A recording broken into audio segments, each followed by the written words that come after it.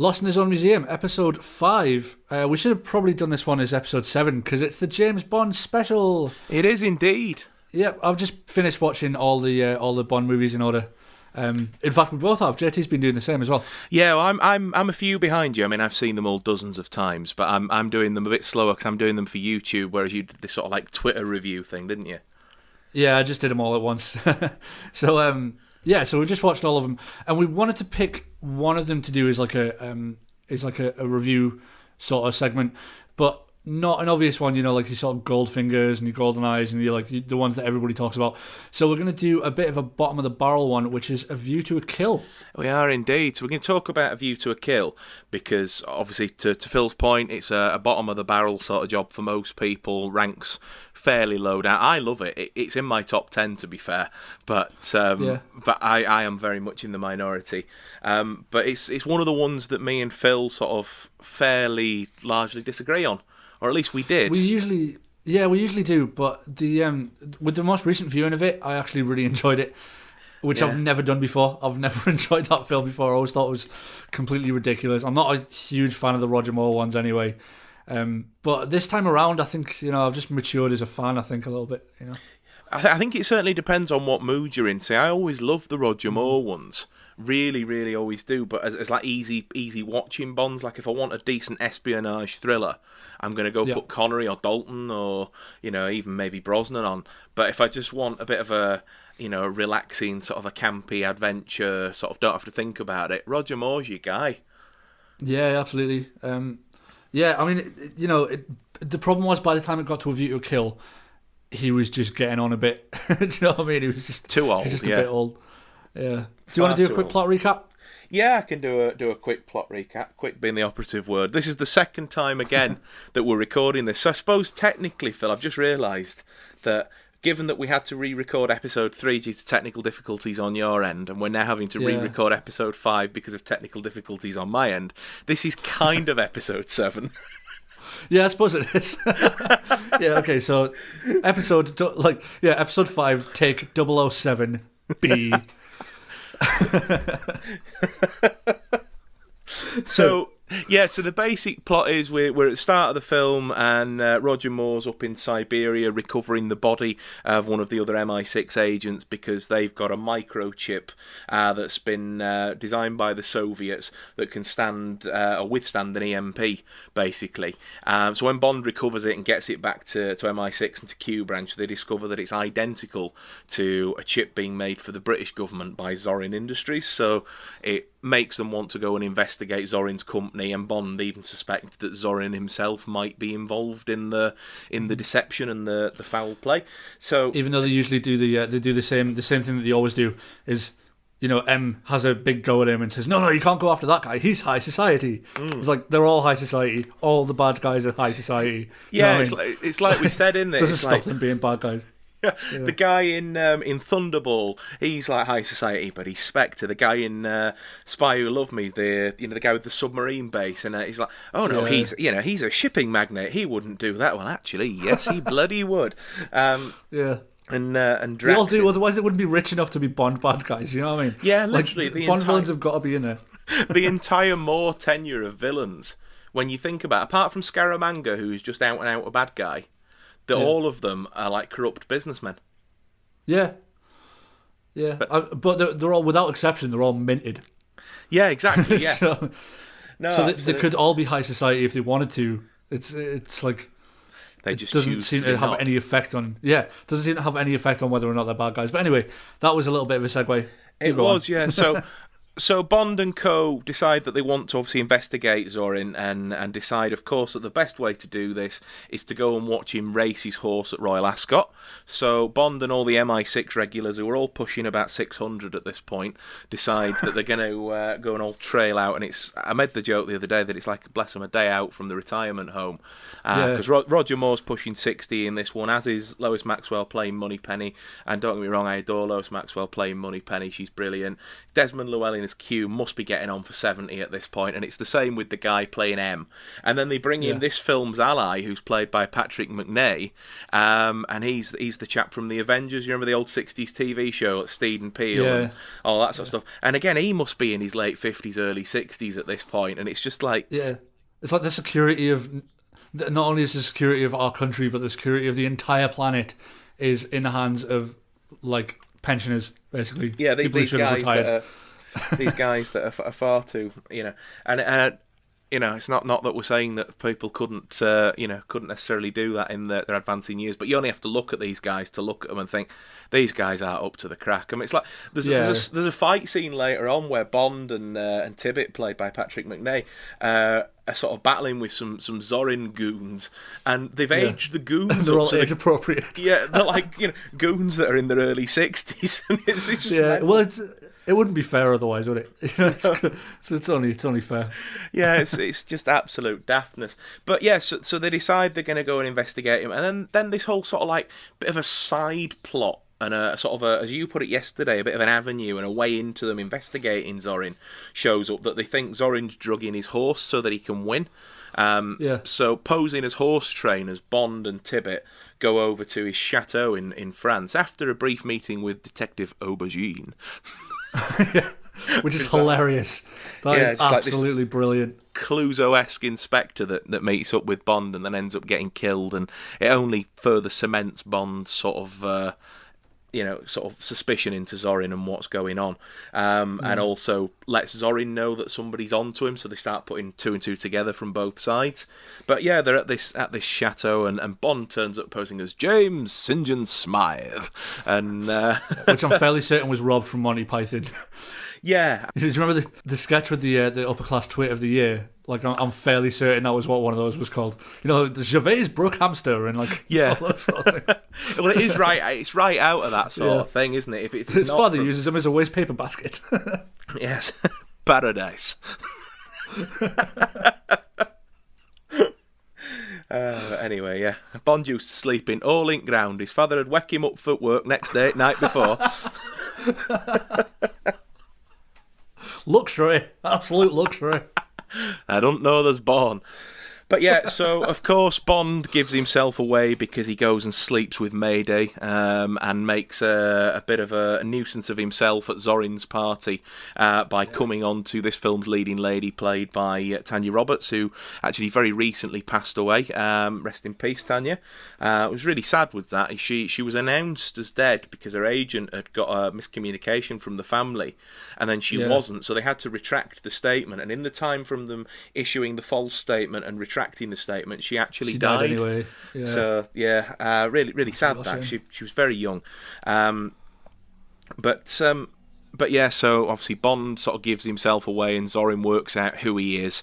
So Zorin basically sort of tricks Bond into going for a sort of a staged race, if you will, with some horses, and then sets his goons on him, and Mayday then catches up with them. It turns out that she's killed Tibbet when he's gone out to go and get the car washed, and they leave Bond and Tibbet in their Rolls Royce to drown. They knock Bond out and put him in the back seat where Tibbet's already dead, and leave them sinking in a lake. They're the only Bond villains in the series to actually stick around and try and make sure he's dead. I mean, 10 out of 10 for effort. That. Yeah, fair play. Like, cause, it's scientifically feasible as well. That's the thing that I kind of got with this, is like there's actually a possibility that what he's doing might work, because he takes the cap off the tyre and he's breathing the air, isn't he? But yeah, they actually do stick around on the beach and wait to see if he's going to resurface, which you just never see in Bond movies. No, it just doesn't happen, does it, at all? It's like, well, I'll give you my monologue, and then here you go, less capable henchman, you kill him. And the amount of times the Bond villains could have just literally put a gun to his head, blown his brains out, and gone, well, that's what it is, isn't it, mate? Far too easy. Be far too easy. No, of course that would be too easy.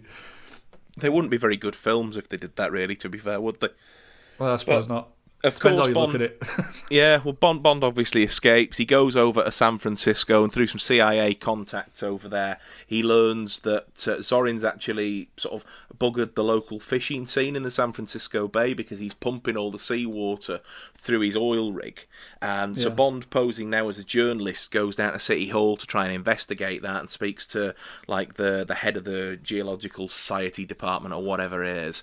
And the guy there who's working with Zorin assures Bond that it's all up to scratch and that they can't pump oil through it when they're testing it because it's dangerous, so they pump water through it, and then if there's any leaks, if there's any problems, it's only water.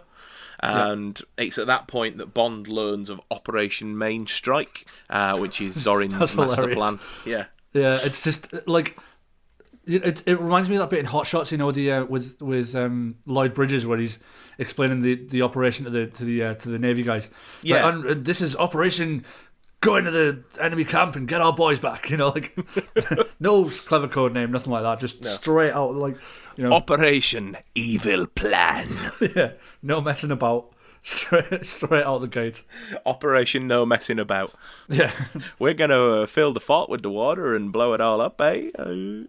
But yeah, so Bond then, again still posing as this journalist, goes and tracks down Stacy, the girl that he met earlier at the party, who seemed to be having some dodgy dealings with Zorin, and sort of turn Bond's advances down at the party. He goes and tracks her down to find out where she fits into all of this, and it turns out that she works for the geology department of the state as well, and that she's really concerned with what Zorin's doing, but her boss keeps sort of batting her back because Zorin and the Sutton family, Stacy's family, have got like this historic quarrel where he's trying to buy out their family business, and it's one of them sort of things where nobody's sort of taking her seriously.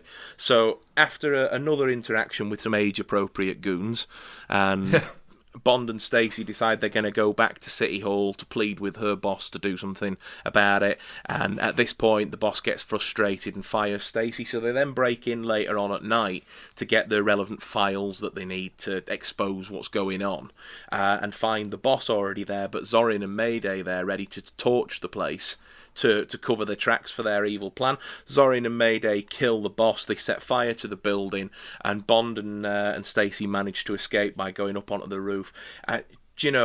She, rest in peace to Tanya Roberts, but the character Stacy, she's useless, isn't she? Oh yeah, absolutely. She's like screaming, James, James, James, and she's stuck in the lift, and it's like, he's literally just climbed up. He's going to get help. You stood on a ledge. Just don't do anything, and you can't go far wrong. It's all gone a bit Temple of Doom, hasn't it? Yeah, we're not sinking. We're cruising. Yeah, it's it has definitely all gone a little bit Temple of Doom. It has, but it's sort of similar sort of time and vibe, I guess, isn't it? And their relationship's horrifying as well in the film because it is because he could be a granddad. Yeah, absolutely. That is the thing with Roger Moore at this point in his career. Is like you just can't buy the whole spy thing anymore. Like this is the suave act, the personality traits that he used to get away with when he was young and better looking. Are just horrible. Are just horrible now. They're just horrifying, and creepy and weird and lecherous. And it's just awkward. Dear. It's hard to watch, Pass me my cane and we'll go to dinner. He is struggling a bit, and you can see that. I think it's one of them. My mind races from the damp. But because Roger Moore was such a decent bloke, and he really, really was a top-notch bloke. And he was such good friends with the Broccoli family that made and still make all these Bond films 60 years later. The children are now making them. And I imagine soon it'll be the grandchildren because the children are now in their 80s. But so he's such good friends with them that he kept agreeing to stay on. He actually wanted to leave the role after Moonraker and then agreed to come back and do For Your Eyes Only because, well, Moonraker's not a film you want to go out on, really, is it, I suppose? Not really. No, I mean, For Your Eyes Only is a good movie. But yeah, if he'd have stepped down at For Your Eyes Only, that'd have been a cracking tenure. But then, Yeah. obviously, the Never Say Never Again thing happened, so they pleaded with him to come back and do Octopussy. They even went so far as screen testing Sam Neill from Jurassic Park and James Brolin as James Bond for Octopussy. They're on the DVD if you want to have a look at them at some point. Well, yeah. Watching Sam Neill do the My Friends Call Me James Bond, Mine Call Me Tanya, you know, the same from Russia with Love. That's the scene they used to screen test every Bond. Oh, wow, okay. Yeah, and so they did that, and they're really fascinating. But then when the Connery Never Say Never Again bit came out, they were like, we can't introduce a new Bond while Sean Connery's coming back in a rival film. So he stayed on again. So it's like at that point, Octopussy, that ultimately won out in the box office and was the more successful film, and is, I think, the better of the two films, even though the other one's got Sean in it. And I like Connery and Moore for different reasons. I like them about equally. I'd say that they're both my third favourite James Bond. That's about where I'm at with it. Like, I mean, maybe that's about where I'm at with that now. I mean, if like before I did this last marathon, I would have put Connery quite a height ahead. But I mean, my sort of favourite Bond goes from Brosnan to Dalton through Craig and Connery, and then finally, Roger Moore. But yeah. I suppose it's one of them, isn't it, where it all depends on your mindset and everything. Just sort of going back to this plot, when Bond and Stacey, they escape the burning building, they come into contact with yet another sort of stereotypical American policeman. And he's this sort of the guy where do you remember the scene in it where he's like, yeah, of course you are, pal, you're coming with me, and that car money's coming out of your paycheck. And, he's got all that sort of, just literally just a walking stereotype bit going on. And then Bond escapes with Stacey in tow in a fire truck, because of course they do. Yeah. And then they pull a massive Blues Brothers-esque jump over the rising bridge in San Francisco. Like, awesome. it is, but it's ridiculous. And like when we were talking about it yesterday, I didn't mention the jump because I'm like, have I dreamt that? So I went back to it last night and rewatched that scene. No, he does do a jump with the fire truck. Yeah, just literally, it's not quite as good as the one in Golden Gun, though. Well, it doesn't have the slide whistle. No, yeah, the one in Golden Gun was brilliant. When he's got J.W. Pepper in the car with him. Yeah, so you're not gonna. Ah, sure I am, boy. What are you, some kind of doomsday machine, boy? Oh no, get my cheese whiz, boy. A secret agent? On whose side? That guy is the worst character to ever appear in a James Bond movie. Like, I cannot tolerate him. I cannot abide him in Live and Let Die. He's slightly more, for some reason, he's slightly more palatable in Man with the Golden Gun. And I don't know if that's just because I maybe enjoy that film just a little bit more. But yeah, so Bond and Stacey escape. They drive out to Zorin's mine site where they know that Operation Evil Plan is going to be taking place. And it turns out that what he's wanting to do is blow up the Haywood and the San Andreas faults so that they'll flood with water, cause an earthquake, and basically get rid of Silicon Valley, giving him a monopoly on the computer microchip market. So he's put all his workers down there. They're planting explosives all over the fault. Bond and Stacey, dressed as workers, sneak in and basically unleash havoc. Mayday realises that she's been double-crossed by Zorin, as he's going to leave her there to die. So she then helps Bond and Stacey get the bomb out. The bomb explodes above ground and does minimal damage, but obviously doesn't let Zorin's plan go off. So Zorin, in a fit of rage, kidnaps Stacey and takes her away in his ready-to-escape blimp. Of course he's got a blimp. Of course he's got a blimp. Everybody's got a blimp, Phil. I can lend you one of mine if you haven't got a blimp. I only use mine on weekends. Yeah, I've only got the one, so I don't want to get it damaged. You know what I mean? I suppose. Yeah, I've two. I use one for the winter, and I use one when I summer. Where do you summer, JT? I summer down in the beck of Bately. Bately. Oh, it was brilliant. On Batley Aye, up on Batley. But I actually, completely off topic for Bond, but I think it's hilarious. I once rung, I can't remember, some I was getting like a plumber out or something, and rung one of these firms, and the call centre was in London. Spoke to a lovely young lass and given her the postcode, and obviously like when you speak to these places they must have a system that brings up all your name and your details and all that sort of stuff, and I give her the postcode and she's like, so you live in Bately? And I'm like, yes love, yes I do. That's exactly how you say that word. But yes, so Zorin with Stacy and his granddad Nazi doctor guy, who we haven't really mentioned because he's kind of irrelevant to the plot. It's a bit but of a he's weird there one. anyway. But yeah, they escape in the Batley Fleet blimp, and Bond hangs on to one of the sort of the ropes that would have tied it down as they take a nice scenic tour over aerial San Francisco. It's brilliant. They get some fantastic shots, Golden Gate, Fisherman's Wharf, Alcatraz. They see the works. I really recommend doing it. It's absolutely fantastic. Looks lovely on the telly. I'm not gonna It lie. really does, yeah. So Bond and Zorin end up in a fight then atop the sort of the wires and the beams of the Golden Gate Bridge, where Zorin really just seems to give up and let go of the bridge and cackle to his death as he falls into the San Francisco Bay. And so then the blimp blows up because of whatever the crazy Nazi granddad doctor guy's doing on board, ends up crashing the thing and it blows up, and everyone, Bond included, is presumed dead. So MI6 send not an agent to recover him, but Q's made an off-brand version of K9 from Doctor Who, and they send him out, and he's like, looking for him, and then they find Bond taking a shower with his leading lady, which again looks really creepy because it's like 40-year age gap between them, and Quite horrifying. Yeah, and then James Bond will return, but it'll be a different face and a different actor and a completely different tone. So that's I would say the overarching plot. There's a few bits and bobs in there where it sort of veers off and does a bit of this and does a bit of that, and Yeah, but there's a whole thing about him being some sort of like experimental steroid baby.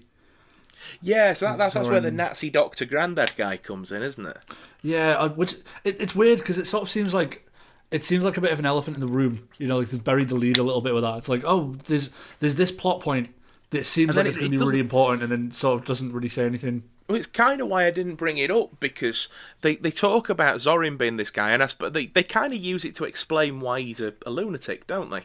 And that's about it. Yeah. Which is fair enough. It does explain why he's a lunatic, but yeah, I suppose it does, doesn't it? And they also use it because the whole horse racing angle's dropped pretty early on in the film. Because, like you said, it's just a way to get them from A to B, isn't it? It bears no real relevance on the plot, does it?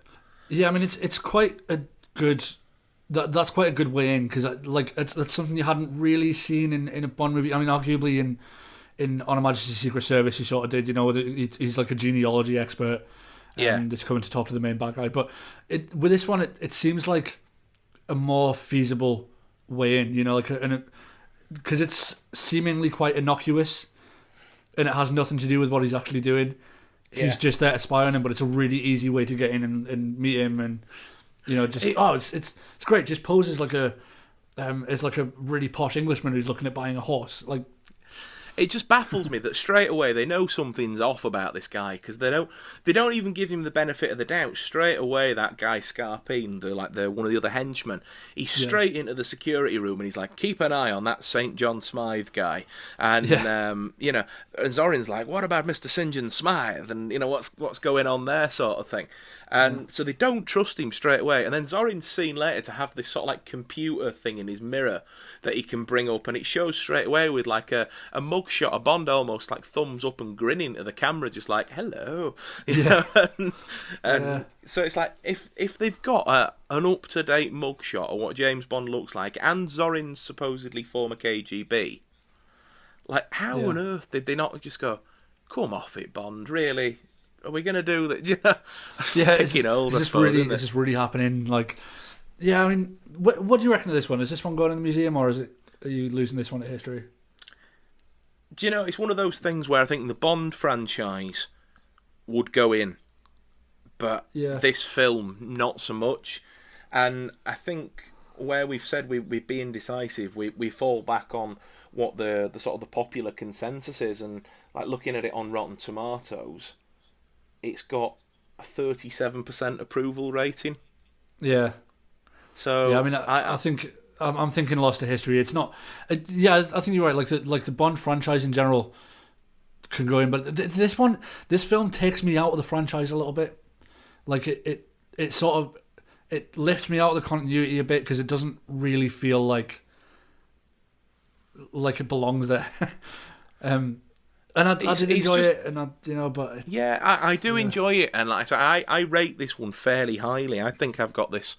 When I last did my rankings, I did them for my YouTube channel because, as you know, obviously you did your sort of run through and mini reviews thing on Twitter quite recently, and I've been doing a bit more of an in-depth look at the films, doing like a 15-minute recap.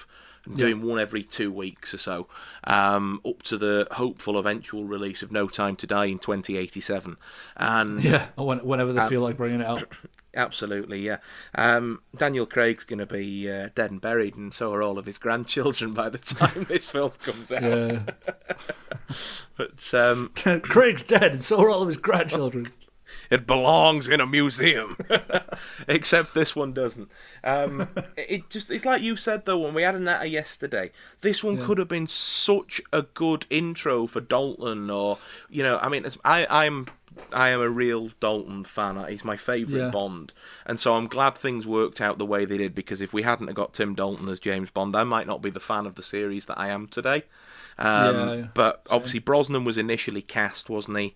And then due to contract problems with Remington Steele, they ended up having to give the role to Tim Dalton.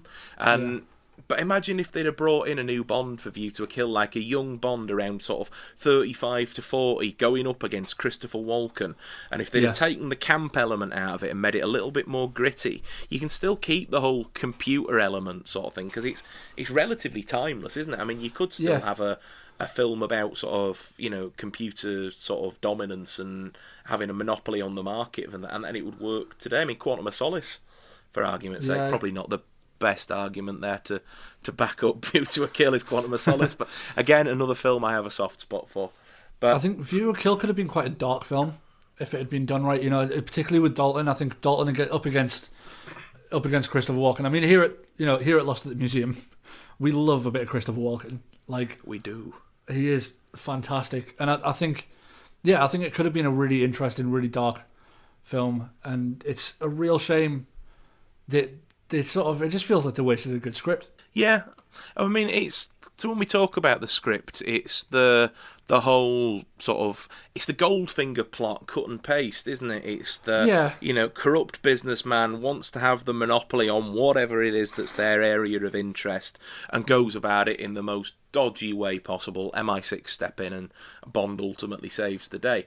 And they've done it quite a few times in the series, but this one really is just, it's what they always go back to when they find that the series is not quite working, or it's feeling a bit tired. They go back to the Goldfinger formula. Yeah, which is good. I mean, and it's diverse. It's a very diverse formula. Like you can do a lot with it. Yeah, you can adapt it to quite a lot of scenarios, as this proves. Because I mean, I'm not a Goldfinger fan at all, really, and I'm really sad that I'm not, because as I've said countless times before, Phil, it's one of those where everybody loves Goldfinger. Yeah, and I don't, and I feel sad that I'm missing something. I'm not a big fan of it either. I think it might be a generational thing, because we're both in our sort of in our late 20s, and we kind of introduced. We were both introduced to Bond at quite a late stage. Obviously, the tail end of Dalton, start of Brosnan sort of era. I mean, the first one I saw at the cinema was Die Another Day, I think. Well, I saw Casino Royale. That was the first one I saw in the cinemas, because I was bothered to a point, but not enough when Die Another Day came out, really. And Dad, who was my introduction to the James Bond series, was like a Connery diehard, and he didn't want anything to do with Lazenby, Moore or Dalton. Like, he came round again when Brosnan came out, and absolutely loved Daniel Craig as well. And he couldn't get on with the other guys, and arguably some of those films are probably my favourites. So for years there were just these boring films that my dad used to put on, and then we saw, they did a marathon of them on BBC or whatever it was, ITV, and License to Kill came on one weekend, and we watched that when we were on holiday, and it was like, oh my God, and then literally an overnight fan then, and wanted to know everything. And yeah, I was like that with GoldenEye. yeah, GoldenEye was one I came on board with a lot later. I didn't appreciate it for the longest time, and then about the time we did our silly marathon when Skyfall came out, where, for those who don't know me and Phil personally, when Skyfall came out on DVD in early 2013, would it have been? Yeah, I think so.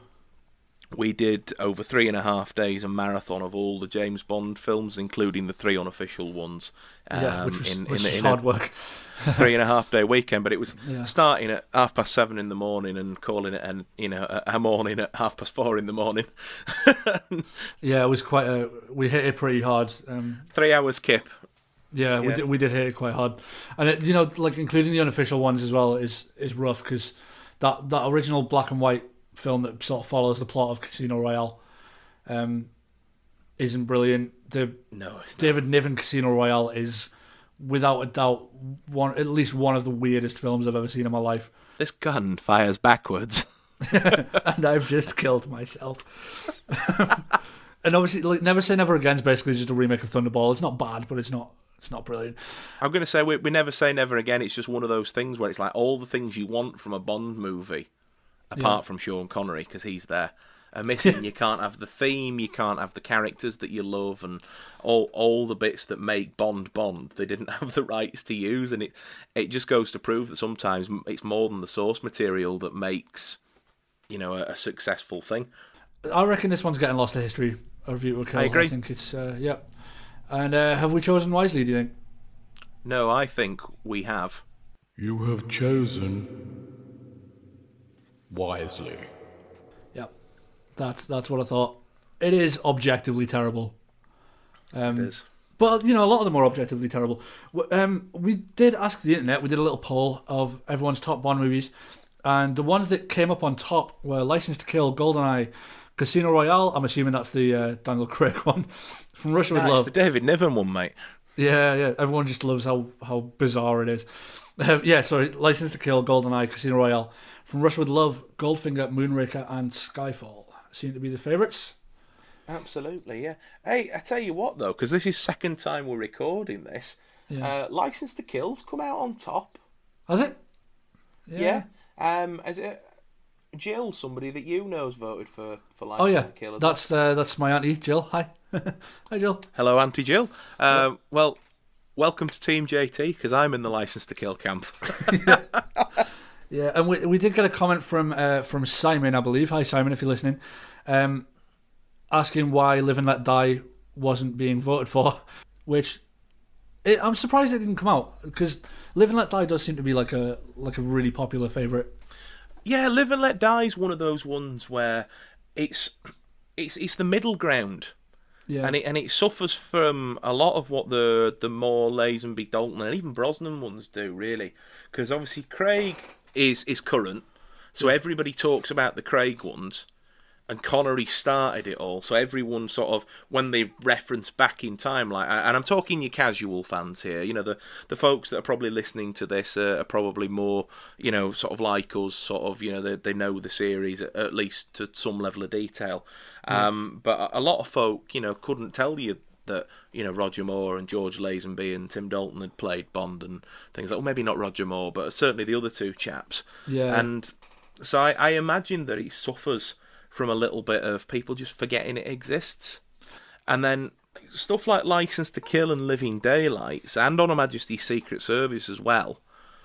Well, On Her Majesty's recently celebrated its 50th anniversary. License to Kill recently celebrated its 30th. So they've had pretty big milestone events where Eon Productions have made a bit of a fuss about them. George Lazenby did a promotional tour for the 50th anniversary of On Her Majesty's Secret Service, and given that he only did the one film, it's kind of like his baby.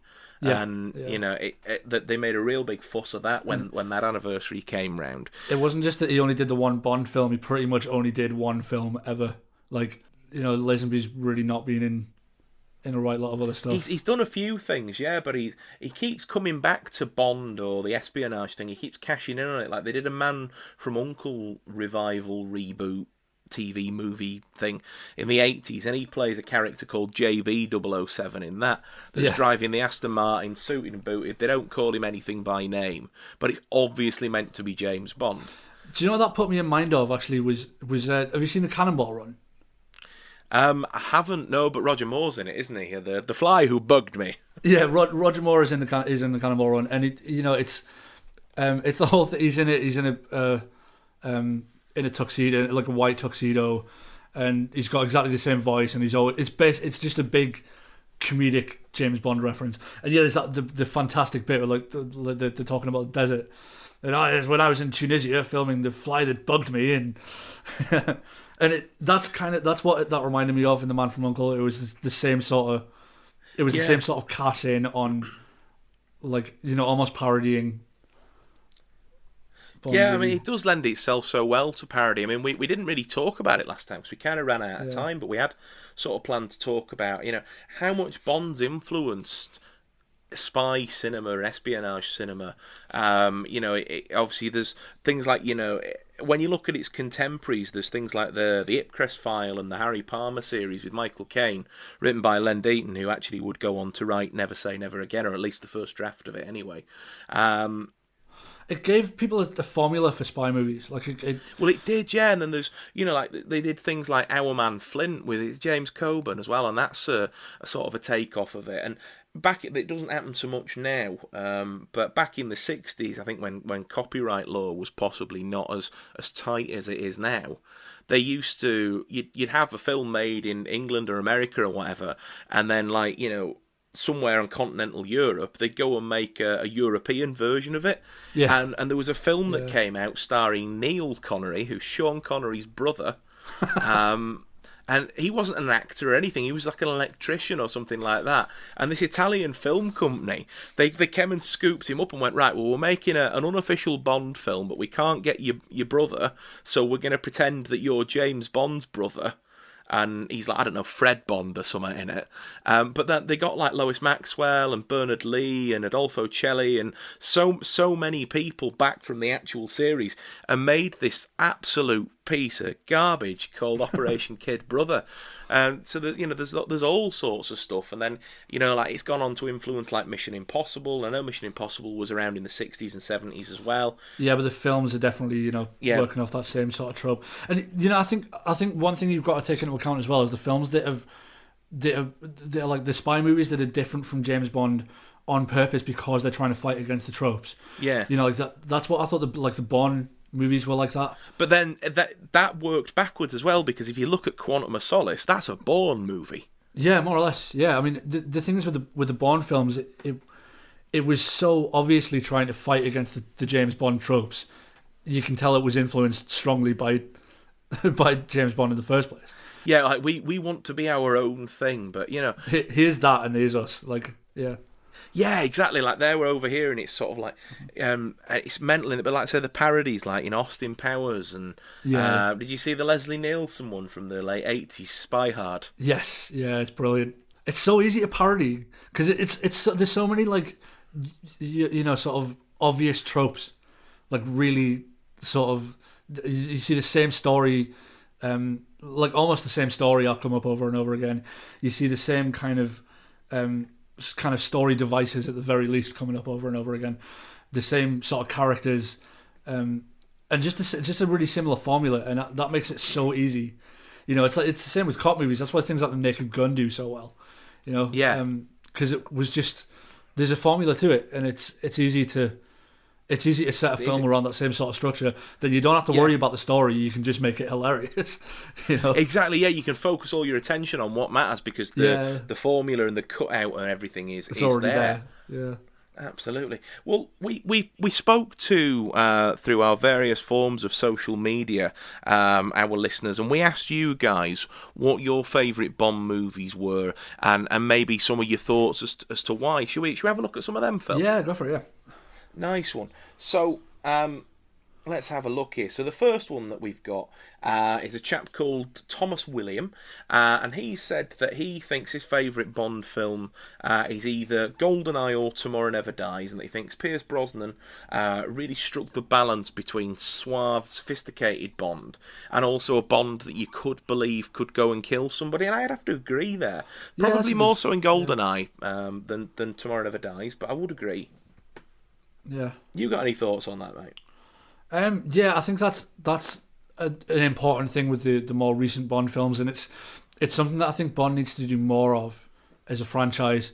You know, because I do like that sort of more gritty, like you could actually believe that he's. Because the thing is, James Bond is an assassin. He's not just a suave spy. Like, he does kill people for a living, you know. And with people like with actors like Roger Moore playing him, he's sort of the character's sweeping all that stuff under the rug. Which I suppose is the idea, but I that's insidious to me. I don't like it. Like, well, yeah, Roger Moore famously said that he didn't like the bit where he kicks the guy off the cliff, like in For Your Eyes Only. Though, you know, I believe you left this with Ferraro, and kicks him off the. And it's like, no, because that is perfectly on brand for what James Bond would do. Yeah. I mean, the guy is a ruthless killer. Like, yeah, you know.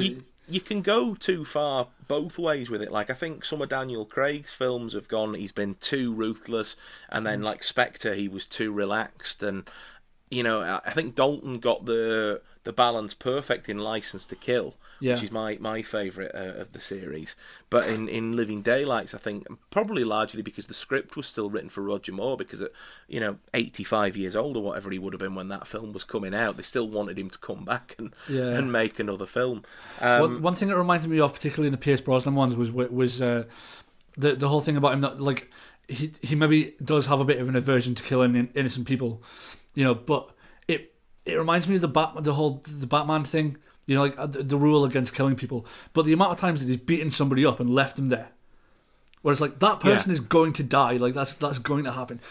You've left someone, you know, after being beaten to a pulp, presumably internally bleeding, like, you know, we can assume that he's not going to get help.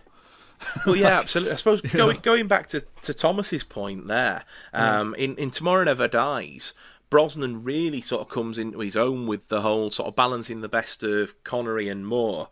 And then there's the bit with Dr. Kaufman, and Dr. Kaufman's like, please, I'm just a professional doing a job, and Bond really coldly goes, so am I. Bang, gone. Yeah. That was just a waste of a good bad guy. I mean, it was, but such a cool scene. Our mate Chris Garland, he says GoldenEye, the first Bond film that he ever saw, great cast, great story, and the amazing set piece at the beginning with the dam. I mean, after such a hiatus, 6 years off after License to Kill, and people are talking about in the 90s, the Cold War's over, and, you know, sort of attitudes have changed, and is Bond even still a relevant entity anymore? Should it just be left to its time in the past? And then they bring it back with a film like GoldenEye. What a film, and what an opening to a film. Yeah.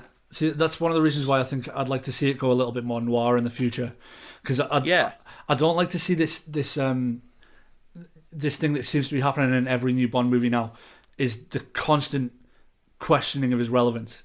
You know, is there really any point in having people like James Bond around anymore? Like, and it gets to a point where it's just tiring. You're just like, but, you know, no, there isn't any point. But they're going to do it anyway, because they always do. It's infuriating, especially in the Craig era. It's like Casino Royale. He's new agent. He's literally, you know, I know he's not fresh out of the academy because he's obviously a veteran naval officer, but you know, he's freshly earned his stripes, and he makes mistakes along the way, and he's too ruthless and he's too blunt at times. And then Quantum of Solace, he's still very much on the back of that, and he's not learnt yet to take his emotion out of the equation when things go wrong for him. And at the end of that film, I love the last scene in Quantum of Solace where he's like, I never left, and it's that scene is Daniel Craig becoming James Bond. And then in Skyfall, it's like, mate, you're too old for this now. That's what they're saying to him. Old dog, new tricks, and you know, you've missed a step, and there's no shame in admitting it. Guy's only been at it for 3 years. Yeah, they've really rushed that in terms of like the film to the sort of filmmaking to story ratio. There's something missing there. Do you know what I mean? Like, there's like 2 or 3 films missing in between Quantum and Skyfall. Yeah. And then with Spectre again, they do the whole sort of, are you sure you're up to this? And we don't trust you, and you're the renegade agent. I'm sick of Bond going rogue. Yeah. Yeah, He's gone rogue in practically every film for the last 20 years. Yeah, see, this is. I would like to see it sort of return to this, to a sort of. I mean, it's never been a noir thing, but I'd like to see it go noir. You know, like let's go back to like the height of the Cold War, and have sort of like a well spoken, not necessarily sort of big physically. You know, like your sort of Daniel Craig's and your Pierce Brosnan's, your big muscly blokes. Like go for brains over brawn. You know, like you want someone like Tom Hiddleston in that sort of role, and you know, go back to like that to like classic old school psychological espionage. You know, rather than this big action thing and everything exploding and all going a bit Michael Bay. You know. Yeah, it could be really cool, could that? And I think when they do bring in a new James Bond, they're going to need to do something really different. Yeah, I think so. To make it relevant again, because this whole Craig series definitely didn't start out like it, but like we were saying yesterday, it's all become a bit MCU, hasn't it? Like, Blofeld's your brother, and, you know, he's got these, you know, the MI6 regulars are more or less like the Scooby-Doo gang at this point. They're all along for the ride, and it's like, right, okay, you, Shaggy, and Scooby go split up, and me, James Bond, and Velma are going to go over here and look for bad guys, you know. Yeah. It's just all got a bit bloody daft. There's a lot of fan service going on, you know, like stuff like the thing that I really enjoyed Spectre for the first like 2 acts. Glad somebody did. The first 2 acts. And then, like, as you know, I think it's a waste of a good Blofeld as well, because I think Christoph Waltz was born for it. I think he's brilliant. You know, I mean, I remember watching Inglourious Bastards and thinking at the time, if they ever, you know, if they go for a Spectre story in James Bond again, this is the guy. Has to be. Just picture him with a big scar down his face and the white cat and everything. And then they went for the whole, I'm your long lost brother that you don't remember because of psychological trauma as a child. And it's just, that's just base fan service. That's awful. Like, it's, yeah. You know, it's just it's crap really and. It's so cheap. But like we said, though, right, okay, so Casino Royale and Quantum of Solace are supposedly the workings of Quantum, the organisation. So you can believe that Quantum might be like the Splinter Cell, or the sort of the offshoot of Spectre, sort of like, you know, working in tandem with. But Skyfall is its own thing. And then Blofeld turns around and goes, oh, no, your man were doing that for me. What are bollocks? That's the thing with Skyfall is Javier Bardem's character. I don't buy it. That guy does not work for anyone. You know, he's rogue. He's a free agent. He's gone from MI6. Yeah, that guy's sick of taking orders from the man, and that's why he's doing what he's doing. He's not going to go anywhere near an organisation like Spectre. That really wound me up, because that's like I sort of want them to work into the continuity that Blofeld was lying about it, but I don't think they will. I think they were serious about it. But that seems like a rushed, cobbled together explanation for an overlining, like a sort of overlying story arc to put forward at the end, because they forgot about it. You know, it's the polar bear in Lost. You know, yeah, it's the ridiculous, like, oh shit, we forgot to do this, so we need to like figure this out now for the last movie and figure out how we're going to connect it all together. And I don't think it works at all. No, it really doesn't. And I think that's been the one thing with Craig's era. I think that the films have dropped in quality as they've released. I think Casino was fantastic.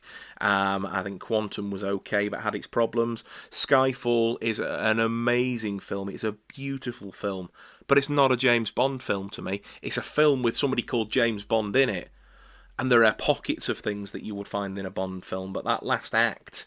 And that seems to be where they miss it, because they come away from the action and go into these sort of like drama sort of,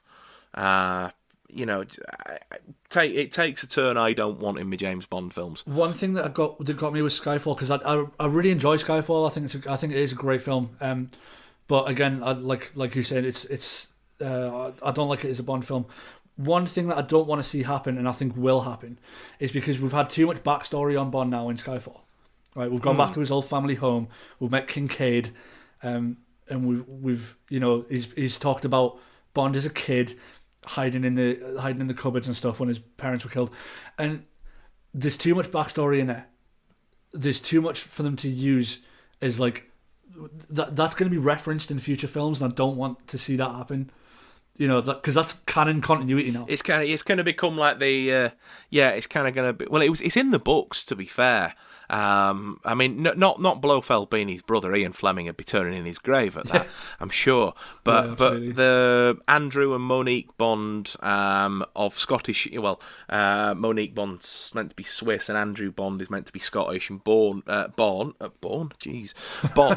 is meant to be Scottish. Skyfall's not from the novels, but he does grow up on a Scottish estate, and then they are killed in a skiing accident. So they have sort of used Fleming lore as a jumping off point, but you are right, they are in danger of making it this whole sort of like Batman, Uncle Ben, Spider-Man sort of, this is why I do it. Like an origin story that's going to keep recurring. Yeah. And I think the thing that works so well about the franchise and why it's endured is because they haven't had to worry about overarching continuity. And yes, the films are sequels to each other. Yes, they feature the same characters, but rarely in the film, apart from where there's a sudden surge of people buying into the codename theory, and so they write something into the film to get rid of it, like Lazenby. He pulls out Honey Rider's knife, and then he's got the rebreather from Thunderball, and the Goldfinger theme plays over it whilst he's reminiscing about it. So it's like, yeah, that's the same guy. And then Roger Moore takes flowers to Tracy's grave, and then Pierce Brosnan talks about the world is not enough being a family motto, which again references, Majesties, and Dalton won't take the flowers, will he, at the wedding? And she's like, well, what's wrong? And he's like, no, well, he was married. And, so it's like they're all the same dude. Yeah. That's as far as you need to go.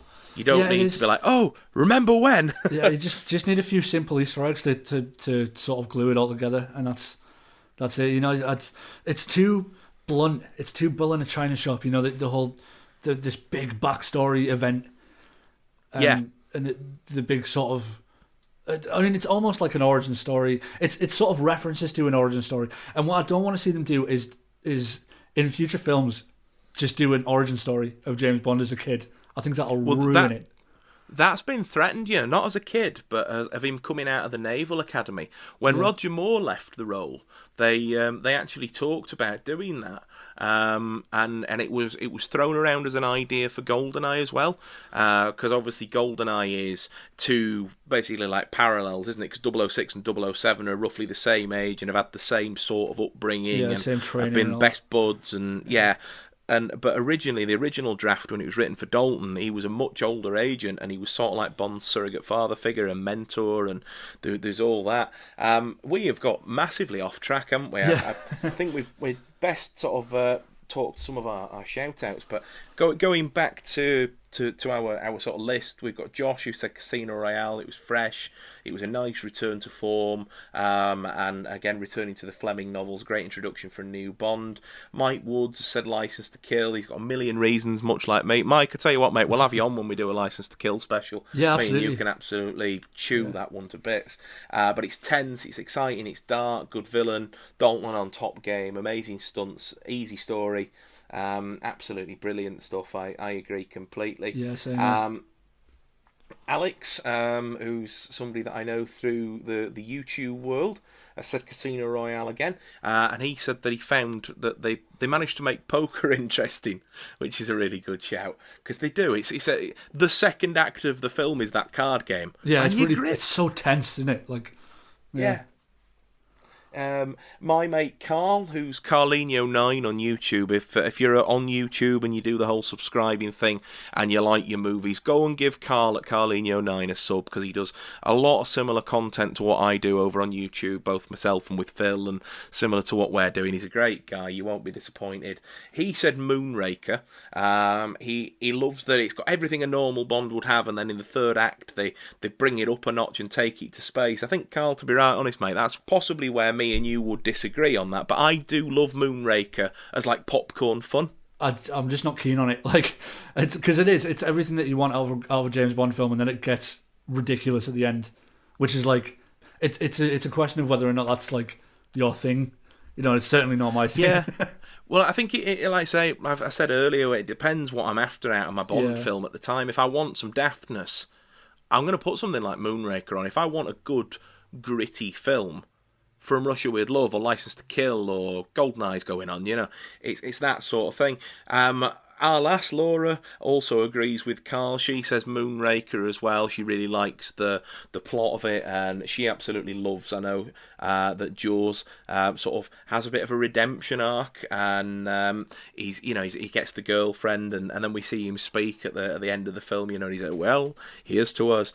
She really likes the fact that they maybe make Jaws a bit more comedic in this one, and sort of like, do you remember the cable car scene where he stops the cable car and does what he does to make it stop so he can go get him, and then it looks like it's about to set off again, and he points at it as if to go no. Yeah. Like this stuff like that.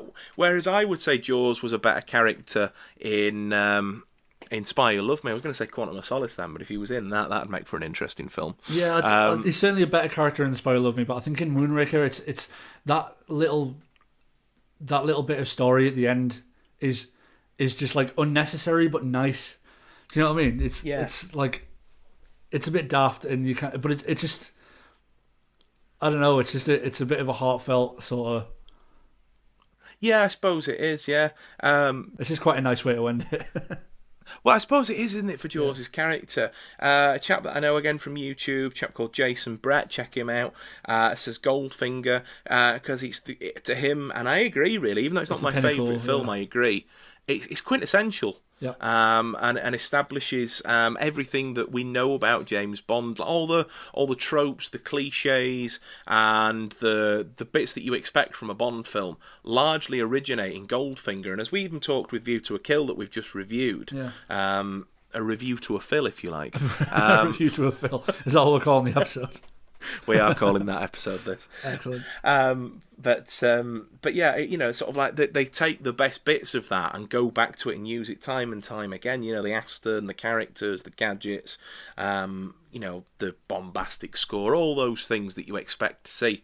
They're all there. Darius writes to us, and he says that his favourite is Skyfall. Loved it in the cinemas. The cinematography is beautiful. The picturesque locations, the amazing stunts, the glorious intro. To be fair, the pre-title sequence is fantastic in Skyfall. Yeah, it's incredible. And Adele's song is a modern classic. I'd say that. Yeah. Yeah, and then he sort of goes on to say about Bond losing his pride and questioning his loyalty for M because of what's happened with Silver, and that he really likes Silver as a Bond villain and sort of agrees with the motivation and finds it understandable. Yeah. Silver's a good villain, and it is understandable. It is an interesting motivation because it's the abandoned by MI6, had to take a cyanide capsule and it didn't work, just burned the inside of my face and. I understand why he's so angry and why he's snapped. More the point is because that's the thing with Silver. He's not just angry. He has had a meltdown. He's past angry. He's come out the other side. He's bought t-shirts. The works, hasn't he? Yeah. And he's gone thoroughly insane. Yeah, you talked a little bit about sort of where you'd want to see the series going. Then we were sort of just spitballing a bit. Yeah. So obviously Daniel Craig's hanging it up after No Time to Die. Yeah. What are your thoughts as to what you want to see next? Like I say, I would like to see it go a little bit more sort of noir and a bit more classic espionage and less explosions and like cerebral and psychological. I want to see some cat and mouse stuff happening. Maybe go back to the Cold War and so when I say noir, I don't mean like black and white noir. I just mean like inspired by that. Yeah, we're not talking like Sam Spade, Humphrey Bogart sort of get Sidney Greenstreet in as Blofeld. Yeah, I kind of want to see less of the sort of bombastic, obvious James Bond that makes himself known wherever he goes. That's like, I'm James Bond, big explosions, everyone's dead, because.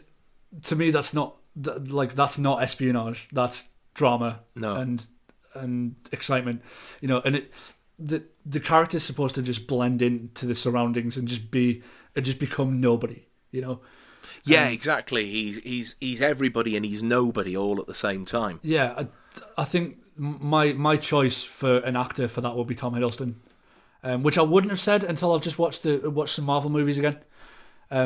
And remembered how good he is. He's very good as Loki, isn't he? He's awesome as Loki. I've seen him in a few things. He was in that that show that he did with Hugh Laurie, the limited series. Is it Night Watchman? The Night Watchman, which is awesome.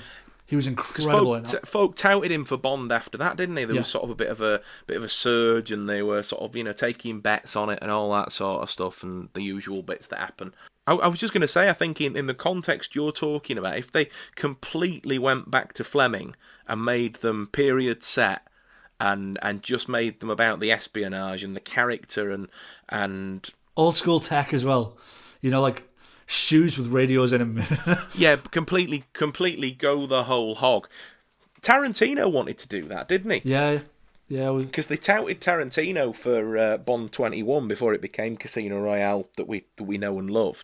They entertained him and they let him have a meeting with Pierce Brosnan.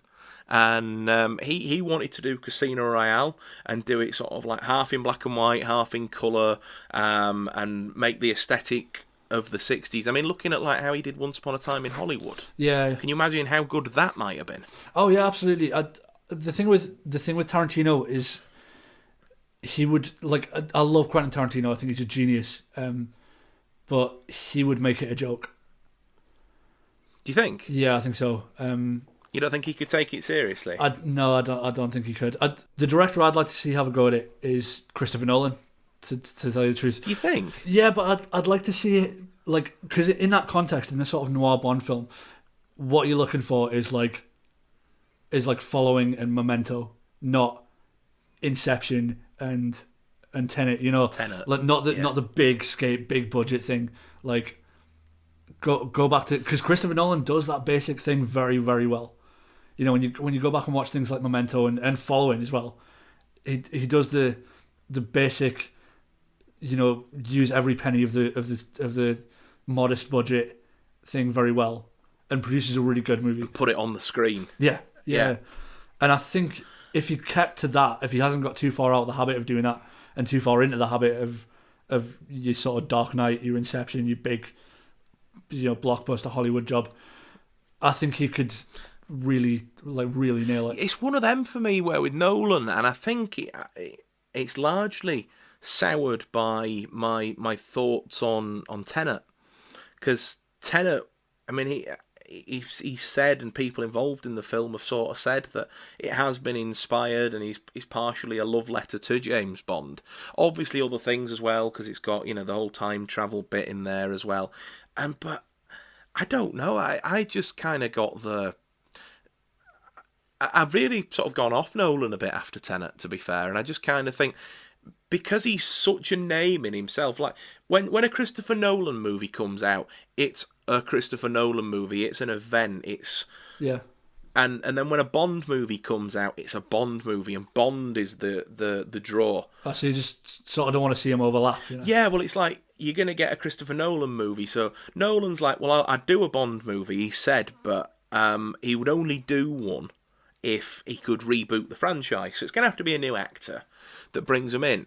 But then if he writes them into a corner and then doesn't want to come back and do sequels, because although he did The Dark Knight, he was kind of a little bit over a barrel really with the Dark Knight stuff, because he didn't want to do the sequels at all. He was pestered into doing The Dark Knight, obviously brilliant decision, and again pestered into doing Rises, and I think did them largely so that he could get passion projects like Interstellar and Inception off the ground. And I just think if Nolan came on board and did that, it would be this grandiose Nolan thing, and I'm sure it would be fantastic in its own way. But then somebody's got to follow that, and so I don't know. I just feel like because Nolan's films are events in and of themselves, and they are self-contained events, I don't know that he's the man for the job. Who would you like to see direct one then? I don't have any names in mind. So I know it's really big of me going there. Oh, I don't want him to do that. But I think your smaller time directors are the better way to go, because, like I say, Bond is the draw. So that needs to be what people come to see. And I mean, you look, like John Glenn, who did all the ones in the 80s, and he did 5 or 6 of them in a row. He was the series editor up to that point. Yes, he's done other things since, and he's now retired, but he wasn't a big name director. Martin Campbell, who did GoldenEye and Casino Royale, arguably probably top 5 Bond films there, you know, yeah, he did like The Mask of Zorro, he did No Escape. He's done reasonably successful films, but is he a household name director to somebody that's not a film buff? Probably. And, you know, Mark Forster did Quantum of Solace. Sam Mendes obviously has done the two most recent efforts. And again, he probably is more so of a named director, but at least to my taste, I wouldn't put Sam Mendes in the same category that I would put your likes of Nolan and Denis Villeneuve and Fincher. And I suppose he's not like an auteur director, like you know, the writer director and complete creative control of everything that's going on sort of guy. I think that's why Danny Boyle didn't work on this one, because obviously Danny Boyle came on board for No Time to Die. And wanted a lot of creative control and left the project citing creative differences, because ultimately Michael Wilson and Barbara Broccoli, the children of Cubby Broccoli that run the franchise now, have a large amount of say when it comes to what goes into the franchise, because they've got to think of the enduring product, not just that singular piece of art. So I think personally that it wants to be established directors, but not necessarily your big, grandiose event type film directors. Yeah, okay, fair enough. Yeah, I mean, I know Guy Ritchie wants to have a go at it, and I don't want him anywhere near it. I think that'll be disastrous. But I tell you who, similar sort of tone in chap, will be the chap who did the remake of The Man with Uncle, and he did X-Men First Class as well. Okay. And his name's escaping me now. Yeah, I can't think goodness me. Let's have a look. But yeah, he's done some fantastic things, and I think he did the what do you call it, the Kingsman movies as well. Yeah, okay. And I think he had something to do with Kick-Ass as well. Yeah. Matthew Vaughn. Matthew Vaughn. Yeah. And I think he would be brilliant, especially if you imagine doing the bit that you're on about there with the taking it back to the late 50s, early 60s aesthetic, setting it as that period piece. And maybe going back to Fleming, I reckon he'd knock that out of the park. Yeah, I think so. Yeah, yeah, absolutely. Yeah, I think that's kind of where I'd see a future going. It did definitely need to do something different. It's got to change. Yeah. Because this, you know, it's getting tiring. The sort of the more recent tropes that they've been overusing, it's getting a bit. So we need some fresh blood. Whatever they do next, they need to make sure, and I don't know whether it's maybe that they film 2 or 3 back-to-back like they're doing with Mission Impossible at the moment, or that they maybe reduce the budgets and some of the pressure on themselves and maybe make some films on a smaller scale, like the early, Dr. No, Russia with Love, Goldfinger, etc. Even the ones with Roger Moore in the 80s, they used to knock them out every couple of years, and when a new Bond takes over, which at this point is likely going to be 2025 that we're next going to see a new Bond. Unless they absolutely pull the fingers out, it's going to be midway through the decade. They need to absolutely just get the pedal to the metal and crack on, and they need to have 2 or 3 films out. Like you were saying, if they go for something that's self-contained, maybe, and if they did this whole sort of period piece, which I know when we talked yesterday I wasn't really on board with, but now I've had time to think about it. I think going back to Fleming and using some of the unused Fleming stuff, because there's loads of things in the Fleming novels that didn't make the films, especially as they got into Lazenby, Moore, Dalton. They just used the titles. On Her Majesty's is actually a beat for beat adaptation, but like especially Live and Let Die onwards, really they just use the titles and some plot elements. Like Spy Who Loved Me bears no resemblance to the book whatsoever. Bond's not in the book until the last third. It's told from the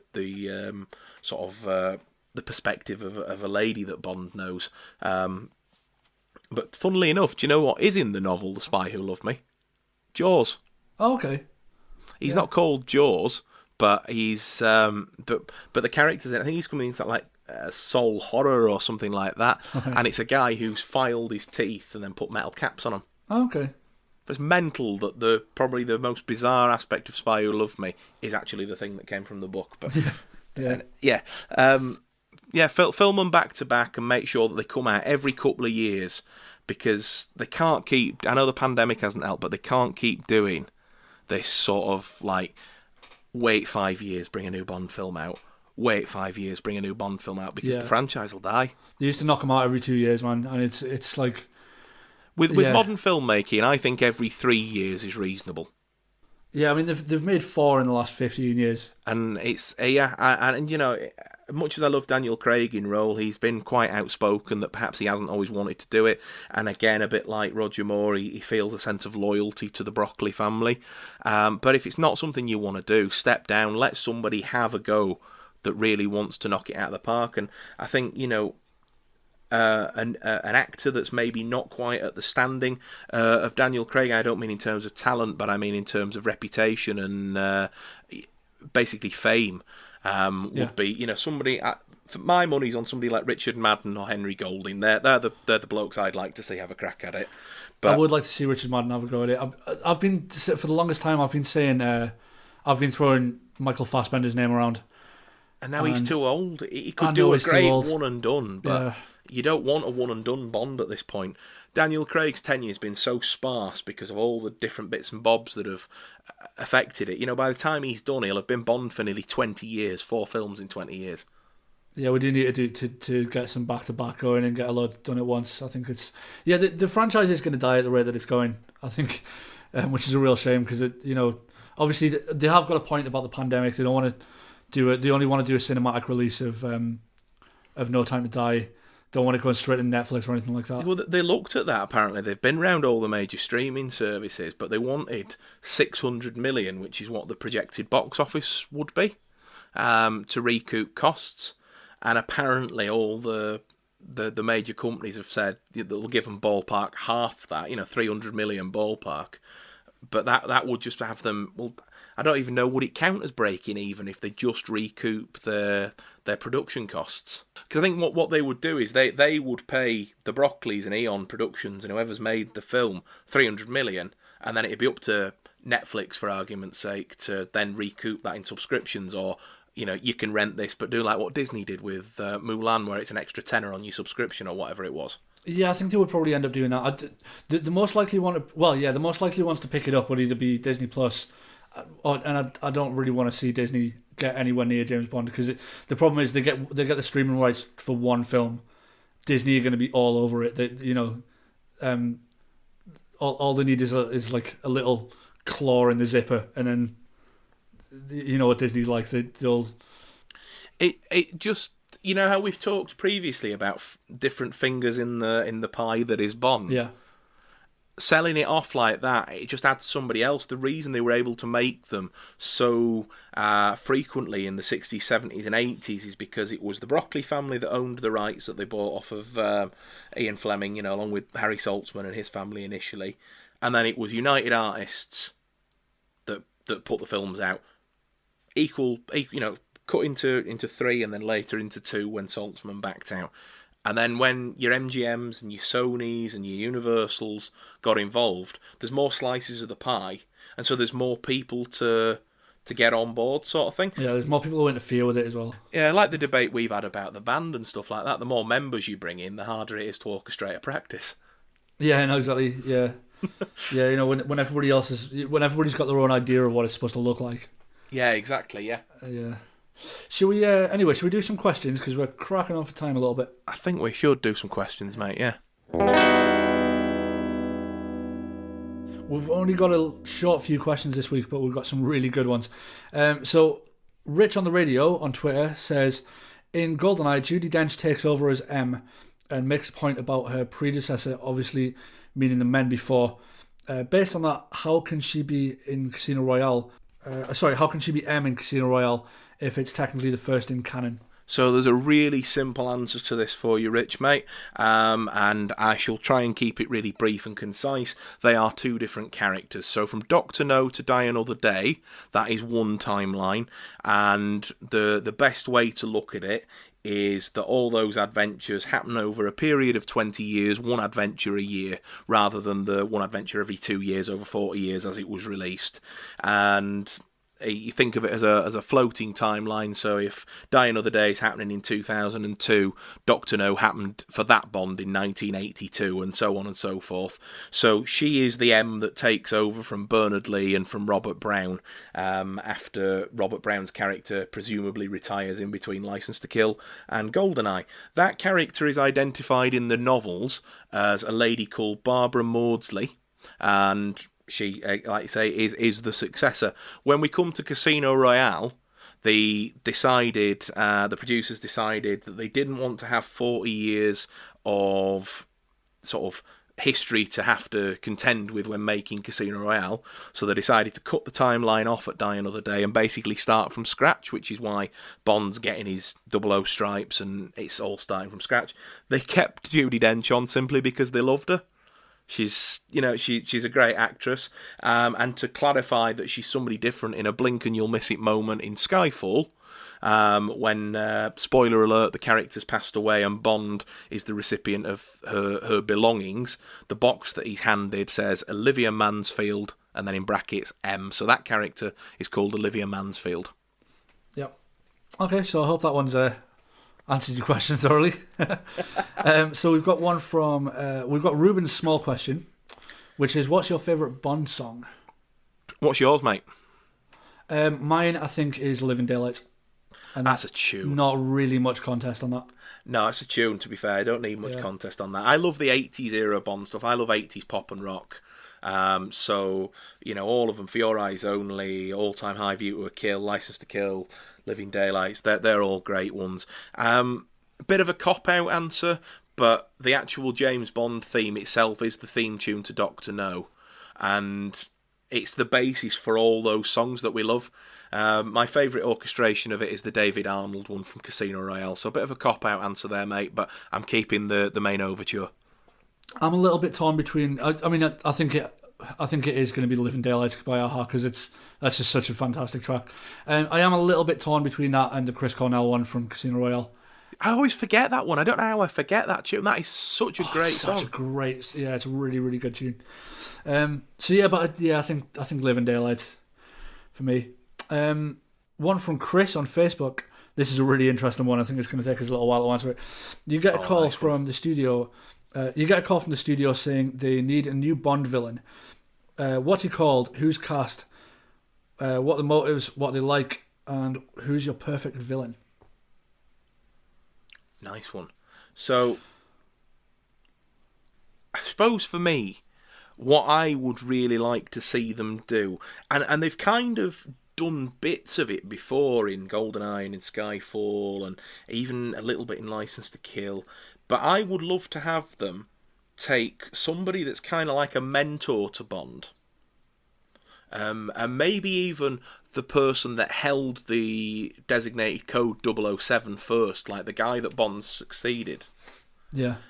And maybe have them sort of do like a bit of a, and you'll laugh when I say this, but a bit of a Count Dooku in the sense of they were a secret agent once, but they've stepped away from it now and they're working in a private capacity, doing a very similar job. So they set up some kind of like privatized security agency, some sort of like private security thing. Yeah. And then in some like non-extradition country somewhere.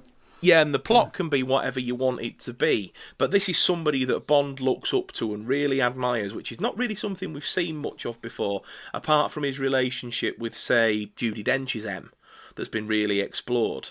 But, if we look up to this guy as somebody that's maybe trained Bond, and, when this guy's retired, Bond's taken over the mantle of 007, and that Bond, pun intended, that they've got sort of means a lot to 007, and something like that. I would maybe have somebody like Mark Strong play that, because he's a great actor. He does really, really cold British villains well. And you can imagine that guy could be suave enough and deadly enough, to go back to Josh's point, or was it Tom's point earlier? One of the commenters had said about, how Brosnan's believable as both a sophisticated guy, but also could turn around and kill you coldly. I think Mark Strong could really do that quite well as like the ex-agent. Maybe they're a bit older, they're in their late 40s, their 50s, they've aged out a bit, and then whatever their agenda is doesn't really matter. They double cross and betray Great Britain, and so Bond is then assigned to go after and investigate and do the whole. And then you've got the two levels, really, haven't you? Because you've got Bond sort of investigating his friend, which are kind of links back into GoldenEye again. But then you've got this guy who's got this vendetta against MI6 because of how things have gone down, a la Skyfall, and take the best elements of both and bring those together. I think that could be really cool. Because that could potentially that's gonna really sort of tear his loyalties a bit as well, isn't it? Because it's like the loyalty between to his mentor versus the loyalty to MI6 and Queen and Country and all that sort of stuff. And it would bring into question the judgments, wouldn't it, sort of thing? If you think somebody you really look up to and all of a sudden they're in a position where you're having to question what they're doing, ultimately you'd like to hope that you would do the right thing and prevail, but it's really going to be difficult to do that and to see that person you admire in a light. And we've just talked about how we don't want Bond to be too vulnerable in a sense when we've gone over the Craig films, but I think it would show some vulnerability in a way that would be quite good. I'd like to see a story like that with a lot more vulnerability. Maybe with it, like in that context, you've got the sort of mentor character and Bond. Maybe the mentor character's sort of story arc has gone sideways due to some sort of mistake on Bond's part, and it's been like eating at him for years. And then like when they sort of reunited in this context of like he's the villain and Bond's and Bond is Bond. Potentially, yeah. I mean, it gets dangerously close to Spectre territory with Upset Big Brother, then, doesn't it? Yeah, but this is the point I was going to make as well, because with my one, which I'll explain in a minute, I quite like the idea of it being like a vendetta against something that Bond has done in the past, but it's something he knows he's done. See, this is the thing this is why it didn't work with with Spectre, was because Bond had no idea. He doesn't even know who this guy is. He doesn't remember him. No, he didn't, did he? Yeah. So he hasn't done any of this. Like, it's not, this whole thing isn't due to a mistake that James Bond has made. It's due to a spoiled child whose parents loved their foster kid more than they loved their real kid, and that's not his fault. That's not James Bond's fault, and that took me out of the villain a little bit, because I could have understood it if it was something that James Bond knows he's done. Do you know what I mean? Yeah, like James Bond's dark secret comes back to haunt him. Yeah, it's like in this context, you and Blofeld could have like buried the hatchet here. This is so petty, and now he's torturing you with a white cat running around on. It's just. It's absurd, but my thing with this is I'd quite like to see them go for like a revenge story, like something where he's made some sort of mistake, he knows he's done it, and it's someone who is maybe responsible for the death of this guy's wife or his sister or his mother or something, because there's the thing with Bond is like the long string of women that he's used and cast aside and they've been killed. So you can pick any one of them. Yeah, and it doesn't have to be anybody we've met either. No, exactly. It's feasible that it could happen. It could be anybody, But I would like to see it as someone who is like quite high up in maybe like a crime organization or something. Like someone who's climbed the ladder so he can get into a position where he can get Bond. And one thing I think, because I'd said this yesterday as well, was that I'd like it to be like someone in say it's a mafia organization. They've got almost to the top, and then MI6 are investigating this organization, and due to something that Bond's done, the head guy is being killed. Right, so now you've got two motives. You've got two different unique revenge points, and unwittingly in killing this guy, the underling who's to be the main bad guy is now the top guy and becomes the villain with a double motive to go after Bond. And I'd like to see somebody like Tom Hardy do that. That could be really cool as well.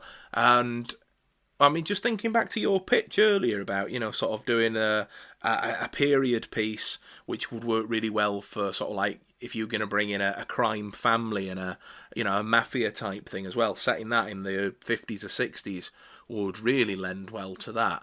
And imagine it's done over a trilogy. Yeah, see, I would love that, because then with a trilogy you've got a real opportunity for like 3 acts of 3 acts. So you can have an overlying story in a 3-act structure set out in 3-act films. And I think that in the context of James Bond, that would work really well, because it's a genre that's always, I say genre, Bond is a genre in its own right, really. It's a genre that's always been sort of structured like that. It is, yeah. It's always been dissectable. It's always in a very clear sort of act structure as a set of stories. And yeah, I think it would work really well as a trilogy. But the first one, you've maybe got the main villain, and you're starting to find out who the secondary villain is, and then in the second film, the main villain gets killed, secondary villain takes over, and then you really know who he is. And then you've got a crisis, and then third story. Yeah, and your secondary villain really needs to be somebody compelling, and your main guy almost wants to be disposable. Yes, yeah, definitely disposable. Somebody basically unconnected to anything that's really going on, but to the point where the secondary villain is probably controlling what's happening through the main villain. He's manipulating him somehow. Yeah. That could be interesting. Definitely could be interesting. I mean, they kind of did not that plot, but that sort of overarching story with Mission Impossible recently, because they set something up in Mission Impossible 5, didn't they? And then they did like a direct sequel in MI6, and then there's going to be this 2-part 7 and 8 that's, I think, going to wrap all that up and sort it out together. And then Dr. No did that a little bit, where From Russia with Love, the whole reason they set about doing From Russia with Love is to humiliate and ultimately kill Bond for what he did to Dr. No in the first one. Yeah. So, I mean, there's precedent for that in the series. I think that's a good shout, that, mate. Yeah, I think a trilogy would be interesting, because it a completely unique trilogy as well, something that's like not connected to any of the others, just retcon everything and be like, right. Yeah, it's a whole new reboot thing. And then I think from that afterwards, you'd have to reboot again, but like a self-contained... I suppose it's kind of what they've done with the Daniel Craig thing, but I think the big difference would be if they were to do that, you plan it out first, so it was always meant to be. Oh yeah, absolutely. Don't try and retcon and rewrite later in the point, sort of thing. You've got to have it all connected from the beginning to exactly what you're going to do from beginning to end, and make sure you know your start and you know your ending and you know what's in between. Like you've got to have a chunk of the franchise, With the Craig one, don't you think it'd have been a much better reveal if Mr. White had turned out to be Blofeld? Yeah, absolutely. Yeah, well, as long as Christoph Waltz was cast as Mr. White in the first place. Well, I don't mind. Is it Jesper Christensen that played him? He's pretty good. I really do like him as Blofeld. Oh yeah, Christoph Waltz could. If Christoph Waltz were on form, then I'm sure he would be amazing. And we'll see, because, I mean... If the character was written better. He's in No Time to Die, isn't he? So, according to No Time to Die, he's been held in Wakefield Prison, just down the road from us. Yeah. So, could pop in and go and visit him. Yeah, could have a word. So, I hope that one sort of answered that question for you, Chris. We've got time for one more, which is Ruben's big question. And he writes, you can only keep one Bond movie from each Bond. What's it going to be? This is dead easy for me. Yeah. From Russia with Love for Connery. Yep. If you'd have asked me 12 months ago, I'd have said Thunderball, but Russia with Love for me is Connery's quintessential Bond. Right, like I would say Russia with Love as well. That's my favourite Connery movie. Yeah. What are you thinking for George Lazenby? Because I know that there's a lot to choose from. It's quite difficult to... I think what's it called? The Queen's Service or On Her Majesty's Secret Service. That one. Yeah, do you know what? That one wasn't a bad film, wasn't that, to be fair? Right. I mean, wasn't as good as the other George Lazenby ones. No, I mean, On Her Majesty's Secret Service, I think, was better than that one. But then again, there's also On Her Majesty's Secret Service as well. Yeah. So, obviously, folks, we're taking the royal piss at home. We would keep On Her Majesty's Secret Service because we haven't got anything else to go from. Why he didn't stay and at least do Diamonds Are Forever is just beyond me. I know. Oh, man, that guy. I hope he fired his agent. The agent that told him that Bond was going nowhere and to jump ship before it died. Man, that guy needs sacking if he didn't get... idea. Yeah. Roger Moore, what about you? I'm gonna keep Golden Gun. You're going to keep Golden Gun. Yeah. I'm going to keep Octopussy. Okay. Yeah. Octopussy's my favourite Roger Moore one. I have a lot of fun with it. I love the setting. I love the bad guys. I think the leading lady and Bond work really well together. I enjoy the story. Yeah, I'd keep that. Before my last viewing of it, I probably would have said Live and Let Die, but I think this time around I enjoyed Golden Gun a lot more. Golden Gun's one of them for me where I love it, and then sometimes I watch it and I don't love it. But then I come back to it again and suddenly find the hype for it. It's weird. Like this time round when I've been watching them for my YouTube review series, I adored it. I had the best time with The Man with the Golden Gun and gave it a glowing review. But then I've watched it with you. When we did the marathon, we watched it in series. I thought it was tosh. Yeah. And I've watched it other times thinking, well, what on earth am I watching here? And then I've watched... And I think it really depends on your... I think it works better as a standalone maybe than... in continuity. What are we saying about Mr. Dalton? What's your pick? LTK. It's got to be License to It's Kill. License to Kill all the way. I love them both, though. That's the thing. The Living Daylights is such a good film as well. But it's License to Kill's a masterpiece. It's perfect. Do you know what it is? License to Kill is written for Dalton. Dalton is on his game, and the film, for my money, is just brilliant. Living Daylights has got too many of the hangovers from Roger Moore's tenure as Bond because he's been Bond for so many years at that point. They hoped they were going to get him back, and it's like, do you know, it's like they didn't really try and write a Bond film for Dalton. They wrote a Bond film in the style of Roger Moore, but had to use Tim Dalton. And so, I as much as I like Dalton's performance in that film, I actually find the film itself can be quite jarring at points. You know, like the salt corrosion scene where he cuts the car in half with a laser. Yeah. And then she's like, what's that? And he goes, oh, salt corrosion. It just, Roger Moore had raised an eyebrow, drank a swig of his martini, and go, oh, salt corrosion, my dear. You know, and it's yeah. Brosnan, what are we saying? I would say Goldeneye. Goldeneye's my favourite film in the entire franchise, so I think it's going to have to be Goldeneye. There we go. See, License to Kill's mine, so it's largely the same reasoning. I would keep for Mr. Brosnan Tomorrow Never Dies. Okay. I love that film. So between us, we've got his two good ones. We've got his two good ones. I think I'd have to stop being your friend if you said Die Another Day. I actually quite enjoy Die Another Day, but I enjoy it as a ridiculous film. Like, I think it's a nostalgic thing because it was the first one I saw at the cinema, and I remember being really excited about it coming out because it was the first one I can remember coming out. You know, like when I was into Bond, when I first got into the franchise, and I watched stuff like GoldenEye, and The World's Not Enough had just come out at that point. So it was like, right, this is my entrance into the franchise now. Like as a fan, this is the one I can get excited about. Yeah, this is there is always a special moment, I would say, for any Bond fan. Yeah, because most Bond fans come to the series, I would say, on at least in our generation, on home media, or they're introduced by parents, older relatives, and friends. And so, like you say, you're watching GoldenEye, The World Is Not Enough, Doctor No, whatever, on videotape, as it would have been when we were kids. And then I suppose you would. I missed Die Another Day in the cinema because I think my mum didn't want me to go see it. My dad had attacked me, but my mum were a bit like, oh, I don't know, it might be a bit too violent for him, sort of thing. So I had to wait, as often was the case when I was a young lad, that mum would go out and do whatever, and dad would be like, right, okay, you can watch this film, but don't tell your mum, sort of thing. And I saw Bad Boys for the first time when I was about 12. Yeah, thanks, mum. Love that movie now.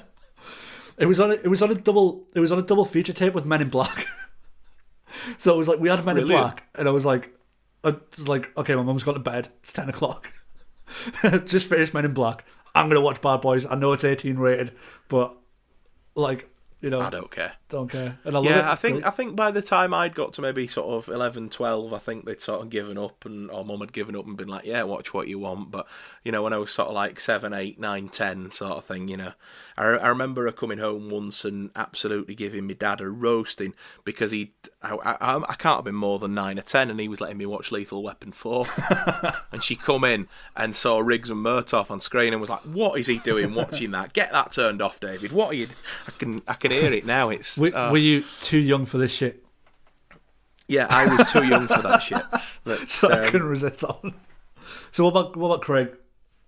What about it's Casino Royale all the way? I'm going to take Skyfall because I know it fails as a Bond movie, but I just love it as a film. I think if this is like a Des Island Discs sort of carry on, I'm taking Skyfall. Like, it's the one I enjoy watching most. I think. Yeah, well, exactly the same reasons for me, but for Casino, it's the one I enjoy most of his tenure. And yeah, just a great film. I suppose, though, again, like the Brosnan era there, we've got his two best films. Yeah, definitely. And got all the bases covered. Absolutely, we have indeed. So, Mr. MacDade, sir, we do hope that answers your big question for us this week, and thank you very much, as always, for participating. You can hear Ruben on his own podcast with his brother Richard called Going Jack. Do check them out. Definitely on all recommend good that. Streaming services. Those guys are really funny. They're brilliant. Occasionally they have these two Northerners on. Yeah. So thank you very much to everybody who wrote in, and everyone who's engaged with us. On the posts in the group and stuff. We've got a group on Facebook for anybody listening who's not in it, called Own Museum Podcast Fans. We're also on Twitter at Own Museum Pod and Instagram at Own Museum Pod, facebook.com/Own Museum Pod, and you can email us at lostinazownmuseumpodcast@gmail.com if you've got any questions or any inquiries to make, any. Send us your shopping list, and we're not going to go and buy it, but send it if you want. Yeah. And it's always an interesting absolutely. read. We do hope you've enjoyed this Bond special. It's something that's very close to mine and Phil's hearts. If you have got to the end of this episode and you're still listening, contact us on social media and write "eject a seat, you're joking." Hashtag eject a seat, you're joking. A little bit of a nod and a wink. Yeah. No, seriously, thanks very much for listening, guys. Yeah. Really appreciate Cheers it. This is our fifth.